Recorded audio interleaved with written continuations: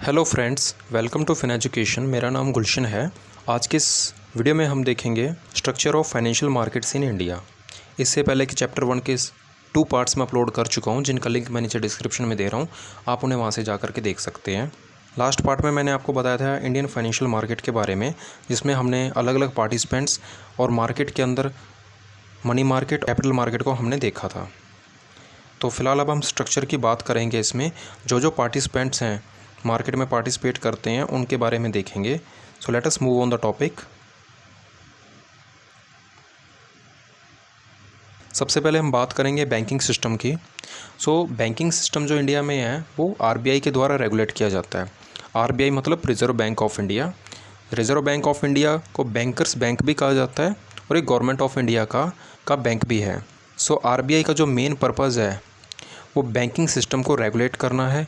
Commercial banks, किसी भी तरीके के बैंक हों, वो आरबीआई के अंडर रह करके अपनी एक्टिविटीज़ करते हैं और जो भी पैरामीटर्स हैं वो आरबीआई के द्वारा ही डिसाइड किए जाते हैं। The reserve bank of India is the regulator of banking system and the monetary authority. RBI जो है वो बैंकिंग सिस्टम का रेगुलेटर है और जितनी भी मॉनेटरी पॉलिसीज़ फॉर्मुलेट की जाती हैं वो आरबीआई के द्वारा की जाती हैं। The RBI performs the supervisory function under the guidance of Board of Financial Supervision constituted in November 1994। RBI अपना सुपरवाइजरी फंक्शन जो है वो बोर्ड ऑफ फाइनेंशियल सुपरविजन की गाइडेंस के अंदर करता है। The primary objective of BFS means Board of Financial Supervision is to undertake consolidated supervision of financial sector comprising scheduled commercial bank, cooperative banks, all India financial institutions, local area banks, small finance banks, payment bank, credit information companies, non-banking finance companies and primary dealers। जो BFS है उसका main जो काम है वो यही है कि वो इन सभी एंटिटीज़ को सुपरवाइज़ करे, इनके काम की देखरेख करे, ताकि कोई भी इनके द्वारा की जाने वाली एक्टिविटी पैरामीटर्स और गाइडेंस के बाहर ना हो। अभी हम बात करेंगे बैंक्स के बारे में।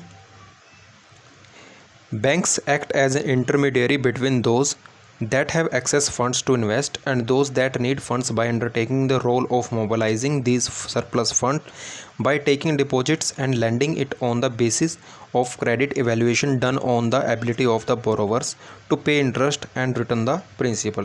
इसका मतलब क्या है कि जो बैंकों का जो प्राइमरी ऑब्जेक्टिव है वो ये है कि जिन लोगों के पास या जिन एंटिटीज़ के पास एक्सेस फंड है उस फंड को अपने पास सेव किया जाए और उनको आगे मोबिलाइज़ किया जाए।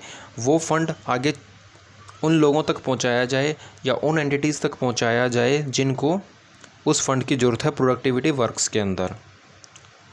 इसके लिए बैंक जो डिपॉजिटर्स हैं उनको कुछ रेट ऑफ इंटरेस्ट भी पे करता है और जो लोन लेने वाले एंटिटीज़ या लोग हैं बैंक से उनको बैंकों को इंटरेस्ट भी पे करना होता है। बैंक एक इंटरमीडियरी का काम करते हैं उन लोगों के बीच में जिनके पास एक्सेस फंड है और उन लोगों के बीच में जिनको फ़ंड की रिक्वायरमेंट है। और ऐसा नहीं कि बैंक किसी को भी फंड्स जो हैं वो लोन एज ए लोन दे सकते हैं। उसके लिए banks eligibility criteria, credit ratings वगैरह सब कुछ चेक करते हैं, तभी जा कर के वो फंड्स हैं जो वो एज ए लोन आगे डिस्ट्रीब्यूट किए जाते हैं। सबसे पहले हम बात करेंगे कमर्शियल बैंक्स के बारे में। कमर्शियल बैंक्स में भी scheduled commercial bank which includes public sector bank, private sector banks, foreign banks and regional rural bank और non-scheduled commercial bank that include local area bank। तो कमर्शियल बैंक्स में वो सभी बैंक्स शामिल हैं जो पब्लिक सेक्टर के हैं, जैसे एसबीआई एक पब्लिक सेक्टर बैंक है। एसबीआई, आंध्रा बैंक, ये वो बैंक हैं जिनमें गवर्नमेंट ऑफ इंडिया की होल्डिंग मोर देन 50% है। तो मेन इनकी जो प्रमोटर है, मेन इनकी ऑनर है, वो गवर्नमेंट ऑफ इंडिया है। उसके बाद आते हैं प्राइवेट सेक्टर बैंक, जिनमें जैसे एचडीएफसी बैंक है, आईसीआईसी बैंक है, जिनकी मैनेजमेंट जो है वो प्राइवेट है और ये बैंक भी कमर्शियल बैंकिंग का पार्ट है। फॉरेन बैंक्स वो बैंक हैं जिनका हेडक्वार्टर आउट ऑफ इंडिया है बट वो इंडिया में भी अपना ऑपरेशन कर रहे हैं। रीजनल रूरल बैंक वो बैंक होते हैं जो किसी एक रीजन में रह कर के काम करते हैं। फॉर एग्जांपल हरियाणा, पंजाब के डिफरेंट रीजनल रूरल बैंक हैं, वो अपने ही एरिया में रह कर के उसी एरिया में अपनी ब्रांचेस को ऑपरेट करते हैं। इसी तरीके से लोकल एरिया बैंक्स हैं ठीक है, तो ये सभी कमर्शियल बैंक्स के अंदर कवर किए जाते हैं। आगे हम देखेंगे payments bank. Payment banks have been notified by the RBI to encourage financial inclusion to low income households, small business and other by providing small saving account not exceeding ₹1 lakhs and payment remittance services, issuing ATM debit card but not providing lending services. तो ये payment bank है जो इनका main काम है financial inclusion का, उन सभी लोगों तक सेविंग की अपॉर्चुनिटी पहुंचाना जिनके पास या तो एलिजिबिलिटी नहीं है या फिर वो कमर्शियल बैंक्स के अंदर अपने अकाउंट ओपन नहीं करवा पाते, उन लोगों तक पहुंचना, फाइनेंशियल इंक्लूजन का काम करना, उनकी सेविंग्स, छोटे छोटे सेविंग अकाउंट ओपन करने उनके लिए, जिसमें ज़्यादा से ज़्यादा 1 लाख तक की सेविंग हो सके बस। और इनका जो काम है ये ATM और डेबिट कार्ड भी प्रोवाइड करते हैं, बट ये लैंडिंग एक्टिविटीज़ में इन्वॉल्व नहीं हो सकते, मतलब ये किसी को भी लोन प्रोवाइड नहीं करते ये बैंक। ठीक है, तो पेमेंट बैंक्स के मैं कुछ एग्जांपल देता हूँ, जैसे एयरटेल पेमेंट बैंक है इंडिया में, इसके अलावा इंडिया पोस्ट पेमेंट बैंक है। ये 2 बैंक्स हैं जो कि पेमेंट बैंक्स के अंदर आते हैं। उसके बाद हम देखेंगे small finance banks are another category of banks provide approved by RBI to provide a saving vehicle banking facilities and to supply credit to small business, marginal farmers, micro and small industries and other entities in the unorganized sector। Small finance banks जो हैं इनका main जो मकसद होता है ये है कि ये छोटी एंटिटीज़ हैं जो स्मॉल लेवल पे, स्मॉल मीडियम इंटरप्राइजेज, उनको हेल्प करना, फार्मर्स की हेल्प करना और अनऑर्गेनाइज सेक्टर के लोगों को फाइनेंस की फैसिलिटी उपलब्ध करवाना। ठीक है, ऑल इंडिया फाइनेंशियल इंस्टीट्यूशन जो हैं वो किसी स्पेसिफिक पर्पज़ के लिए काम करते हैं। इनको हम देख लेते हैं। All India financial institutions provide medium to long term finance to different sector of the economy through refinancing and direct lending. Right, ये जो फाइनेंशियल इंस्टीट्यूशंस हैं ये रीफाइनेंसिंग और डायरेक्ट लैंडिंग का काम करते हैं। रीफाइनेंसिंग में क्या करते हैं कि जैसे कोई इनका क्लाइंट है तो उस क्लाइंट के जो बिल्स हैं वो अपने पास डिस्काउंट कर लेते हैं ये, और क्लाइंट को पेमेंट कर देते हैं उनकी। These institutions have been set up to meet the growing demand of particular segments such as export, rural and agriculture, housing and small scale industries। India में बेसिकली फोर फाइनेंशियल इंस्टीट्यूशंस हैं जो कि different segments के अंदर काम कर रहे हैं, जिनमें से एक्सपोर्ट इंपोर्ट बैंक जिसको हम एग्जिम बैंक बोलते हैं, national bank of agriculture and rural development जिसे नाबार्ड के नाम से जाना जाता है, नेशनल हाउसिंग बैंक जिसे हम NHB के नाम से जानते हैं, small industries and development bank of India SIDBI के नाम से इसे जाना जाता है। तो सभी चारों एंटिटीज़, जो चारों इंस्टीट्यूशंस हैं, इनका अलग अलग काम है। एग्जिम बैंक का जो मेन पर्पज़ है वो इंपोर्ट एक्सपोर्ट में हेल्प करना है, उन सभी बिजनेसमैन्स की, उन सभी बिजनेस कॉरपोरेट हाउसेस की हेल्प करना जो कि इंपोर्ट एक्सपोर्ट से जुड़ी हुई एक्टिविटीज़ में है। फॉर एग्जांपल, जैसे इंडिया से किसी ने एक्सपोर्ट किया है तो उसको एक्सपोर्ट की पेमेंट आने में भी 3 महीने का टाइम लग सकता है, बट उसके पास उस एक्सपोर्ट की पेमेंट्स के बिल हैं, गारंटी है, सो वो एग्जिम बैंक के पास जा कर के डिस्काउंट करवा सकता है अपने बिल्स को और अपने काम को आगे चालू रख सकता है। इसी तरीके से national bank of agriculture and rural development है, उसका जो मेन काम है वो एग्रीकल्चर से जुड़ी एक्टिविटीज़ को फंडिंग करना होता है। नेशनल हाउसिंग बैंक है, इसका जो मेन काम है वो हाउसिंग फाइनेंस के अंदर हेल्प करना है, और small industries and development bank of India जो है वो माइक्रो और स्मॉल लेवल की जो यूनिट्स हैं उनको हेल्प करना है।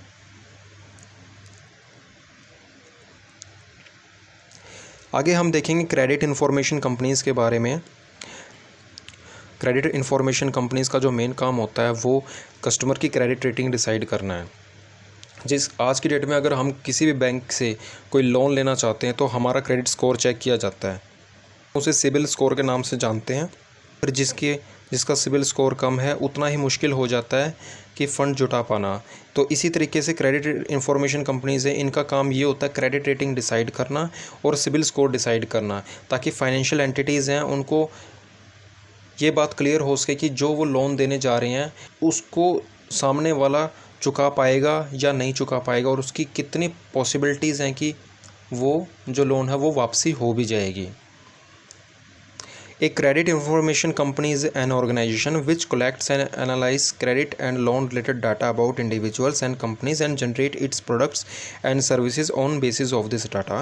तो जो क्रेडिट इन्फॉर्मेशन कंपनीज इनका मेन काम होता है कि ये डाटा को इकट्ठा करते हैं, जिसमें ये इंडिविजुअल्स का और कंपनीज़ का दोनों का ही, इंडिविजुअल्स में रिटेलर्स आ जाते हैं और कंपनीज़ में सभी बिज़नेस मॉडल्स जो काम कर रहे हैं, जो कंपनीज़ हैं वो सभी शामिल हो जाती हैं। तो इनका ये डाटा उठाते हैं और ये देखते हैं कि क्या जो लोन इन्होंने कभी लिया है वो टाइमली पेमेंट की है, उसकी पेमेंट की है या नहीं की, कभी चेक बाउंस हुए हैं। तो ऐसा डाटा ये एनालाइज करके उसके बाद ये एक स्कोर डिसाइड करते हैं और फिर रिकमेंड करते हैं कि इनको ये प्रोडक्ट दिया जाना चाहिए या नहीं दिया जाना चाहिए। इस डाटा के बिहाफ पे फर्दर जो लैंडिंग बिजनेस में इन्वॉल्व कंपनीज हैं वो भी अपना डिसीजन ले सकती हैं। This data is provided to CIC by their member banks and other financial institutions. जो क्रेडिट इंफॉर्मेशन कंपनीज हैं उनको ये जो डाटा दिया जाता है वो इनके मेंबर बैंक्स और फाइनेंशियल इंस्टीट्यूशंस हैं उनके द्वारा प्रोवाइड किया जाता है। तो इसमें मैं आपको बता देता हूँ कि इंडिया में कितनी क्रेडिट इन्फॉर्मेशन कंपनी है। पहली क्रेडिट इन्फॉर्मेशन कंपनी है जिसका नाम है ट्रांस यूनियन सिविल लिमिटेड, इसको हम सिविल के नाम से जानते हैं। Second is Experian credit information company of India private limited. Third one is Equifax credit information services private limited. Last one is CRIF high mark credit information services private limited. तो ये जो 4 rating agencies हैं, credit information companies हैं, ये India में फ़िलहाल काम कर रही हैं और ये कंपनीज़ को और इंडिविजुअल्स को हेल्प करती हैं उनकी लोन लेने की क्षमता का आकलन करने में। So these companies are very helpful for financial entities and individuals as well.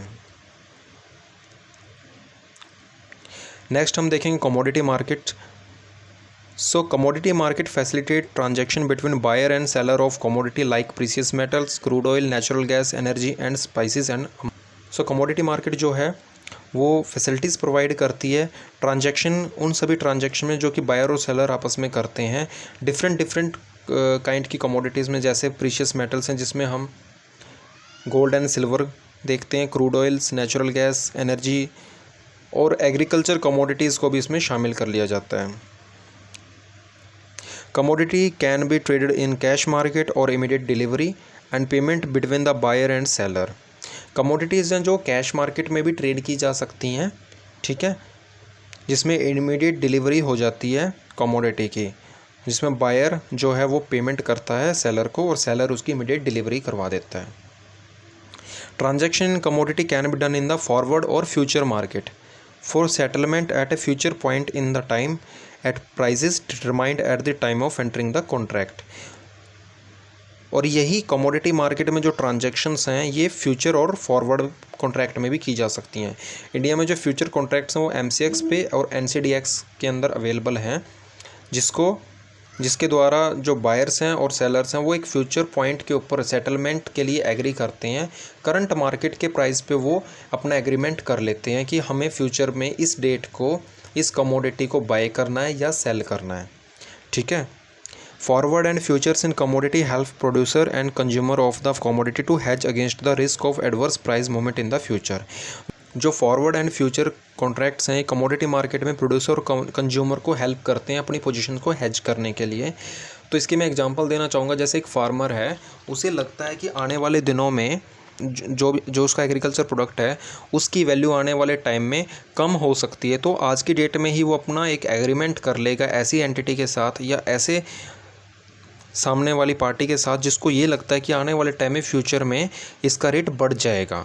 तो दोनों के डिफरेंट इंटरेस्ट हो गए इस एक कमोडिटी को लेकर के, दो पार्टीज़ के डिफरेंट व्यू हैं। तो इसमें क्या करेंगे, वो जो एक बाय करना चाह रहा है तो एक सेल करना चाहे। फार्मर आज की डेट में सेल करना चाहेगा अपनी एग्रीकल्चर को, ठीक है।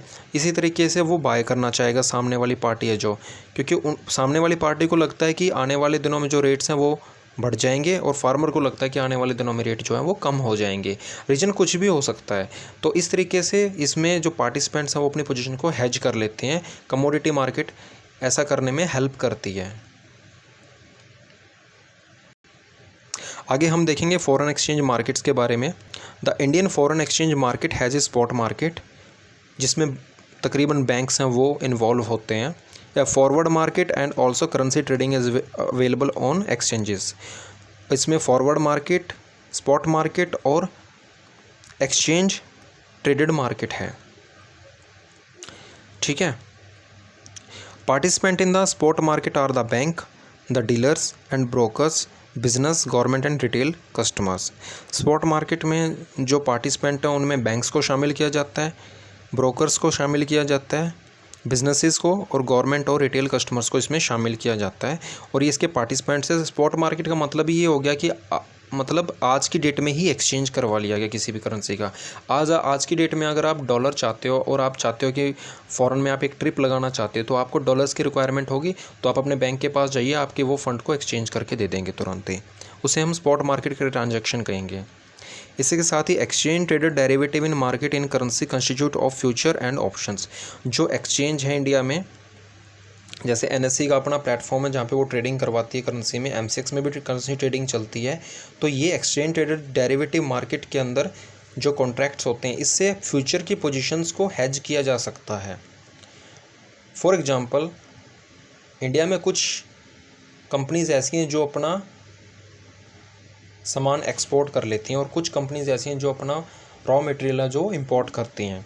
तो ऐसे केस में जो पेमेंट्स है वो ऑन द स्पॉट तो नहीं होती। पेमेंट्स जो है वो 1-2 महीने के बाद अगर मिलनी होती है, तो आपको पता है कि डॉलर का रेट जो है वो हमेशा एक जैसा नहीं रहता, वो बार बार फ्लक्चुएट करता है। तो वो अपनी पोजीशन को हेज करके चलते हैं। अगर किसी ने कुछ एक्सपोर्ट कर रखा है, कुछ गुड्स को एक्सपोर्ट कर रखा है, तो जो उनको पेमेंट 2 महीने के बाद आनी है, वो आज की डेट में ही डॉलर को सेल कर देंगे ताकि उनकी वो पेमेंट जो है वो हेज हो जाए। ठीक है। कल को अगर डॉलर का रेट जो है वो कम हो जाता है तो उनको नुकसान ना उठाना पड़े इस रेट चेंज के कारण। और इसके अंदर फैसिलिटी जो प्रोवाइड की जाती है वो एक्सचेंज की तरफ से डेरिवेटिव कॉन्ट्रैक्ट्स के द्वारा दी जाती है। Hedgers, speculators and arbitrageurs trade in the derivative market. Hedgers वे लोग होते हैं जो अपने एक्सपोर्ट और इंपोर्ट की एक्टिविटीज़ को हेज करके चलते हैं। स्पेकुलेटर्स वे लोग होते हैं जो प्राइस फ्लक्चुएशंस का फ़ायदा उठा करके ट्रेड करते हैं, प्रॉफिट लेने की कोशिश करते हैं। आर्बिट्रेजर्स वे लोग होते हैं या जो कि 2 डिफरेंट एक्सपायरीज़ के बीच के गैप को कवर करते हैं। जैसे करंट मंथ का जो रेट अगर कम चल रहा है और नेक्स्ट मंथ का ज़्यादा चल रहा है, तो वो नेक्स्ट मंथ वाले फ्यूचर कॉन्ट्रैक्ट को सेल करेंगे और करंट मंथ वाले फ्यूचर कॉन्ट्रैक्ट को बाय करेंगे, ताकि जो प्राइस का डिफरेंस है वो एक्सपायरी पर आकर के कम हो जाए, बीच में जो भी स्प्रेड है वो उसका बेनिफिट उनको हो जाए। तो ये आर्बिट्रेजर्स की एक्टिविटीज़ होती हैं। Next is insurance market. The insurance regulatory and development authority of India, IRDAI जो है वो इस मार्केट को रेगुलेट करता है। इंश्योरेंस सेक्टर को पूरे को ही रेगुलेट करता है। इंश्योरेंस मार्केट में हम जनरल इंश्योरेंस और लाइफ इंश्योरेंस 2 टाइप्स को डिस्क्राइब करते हैं। Insurance market consist of the life insurance segment and general insurance segment. So the non life insurance और general insurance sector covers motor, health insurance, travel, fire, personal accident and other kind of insurance. So life insurance को छोड़ के किसी भी तरीके की insurance policy अगर है तो वो जनरल इंश्योरेंस सेगमेंट के अंदर कवर की जाती है। जबकि लाइफ इंश्योरेंस प्रोडक्ट में be broadly categorise as the traditional products, variable insurance products and the unique link products. Life insurance products के अंदर बेसिकली लाइफ कवर प्रोवाइड किया जाता है। इसमें डिफरेंट काइंड के प्रोडक्ट्स होते हैं, जिसमें वेरिएबल इंश्योरेंस प्रोडक्ट्स हैं, यूनिक लिंक्ड प्रोडक्ट्स हैं, ट्रेडिशनल प्रोडक्ट्स हैं। इनको हम आगे कवर करेंगे जब हम इंश्योरेंस प्लानिंग का चैप्टर पढ़ेंगे, उसमें डिटेल से देखेंगे इनको। अभी हो सकता है इस चैप्टर में मैंने जितनी बातें आपको बताई हैं वो उनमें से कुछ बातें आपको शायद ना समझ में आ रही हों, बट ये जस्ट इसका एक ब्रीफ इंट्रोडक्शन है इन सभी मार्केट्स का। आने वाले चैप्टर्स के अंदर इनको अच्छे से देखेंगे। आगे हम बात करेंगे सिक्योरिटीज़ मार्केट की। So the market in which securities are issued, purchased by investors, subsequently transferred among investors is called the security market. Security market वो मार्केट है जिसमें सिक्योरिटी इशू की जाती हैं इन्वेस्टर्स को, जो इन्वेस्टर्स उनकी ट्रेडिंग करते हैं, वो मार्केट है जो सिक्योरिटी मार्केट कहलाई जाती है। इसको हम कैपिटल मार्केट भी बोल देते हैं और इसको हम आगे प्राइमरी और सेकेंडरी मार्केट में डिवाइड करते हैं। Investors and issuers are the primary participant in the securities market. जो इन्वेस्टर्स हैं और इश्यूअर एंटिटीज़ हैं वो प्राइमरी पार्टिसिपेंट्स होते हैं। इन्वेस्टर वो लोग होते हैं जो अपने फ़ंड को इन्वेस्ट करते हैं, और इश्यूअर्स वे होते हैं जो उस फंड को यूटिलाइज़ करते हैं। The primary market also called the new issue market is where issuer raise capital by issuing securities to investor.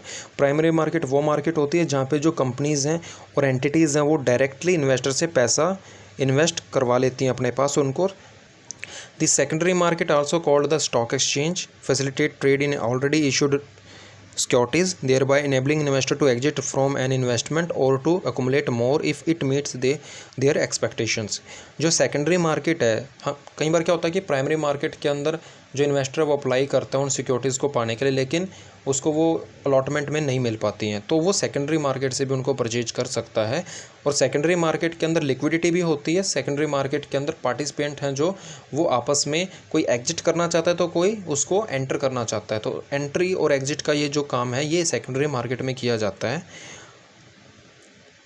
कि इन्वेस्टर को इनेबल करते हैं कि अगर वो और ज़्यादा चाहें तो और भी इंस्ट्रूमेंट्स को इकट्ठा कर सकते हैं, अपनी सिक्योरिटीज़ को बढ़ा सकते हैं, अपने पोर्टफोलियो को बढ़ा सकते हैं, कम कर सकते हैं। ये सारी एक्टिविटीज़ जो हैं सेकेंडरी मार्केट का पार्ट है।